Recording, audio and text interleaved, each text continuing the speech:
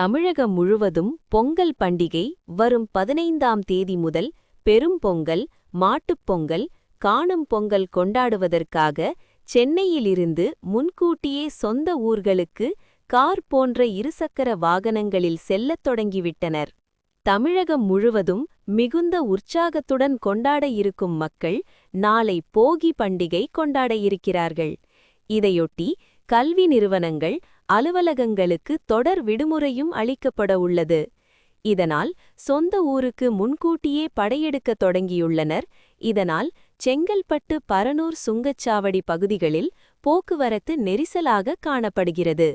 மேலும் கிளாம்பாக்கம் பேருந்து நிலையத்திலிருந்து சிறப்பு பேருந்துகளும் ஏற்பாடு செய்யப்பட்டுள்ளது. பொங்கல் பண்டிகை நாளை முதல் கொண்டாட இருப்பதால் சென்னையில் உள்ள மக்கள் இன்று முதல் தென் மாவட்டங்களுக்கு செல்லத் தொடங்கிவிட்டனர். இதனால் வண்டலூர், கிளாம்பாக்கம் மற்றும் கூடுவாஞ்சேரி சிங்கப்பெருமாள் கோவில், செங்கல்பட்டு சுங்கச்சாவடி உள்ளிட்ட பகுதிகளில் போக்குவரத்து நெரிசலாக காணப்படுகிறது. போக்குவரத்து நெரிசலை கட்டுப்படுத்த செங்கல்பட்டு, பரனூர் சுங்கச்சாவடியில் சிறப்பு காவலர்கள் முன்னெச்சரிக்கை நடவடிக்கையாக பணியில் ஈடுபட்டு வருகின்றனர்.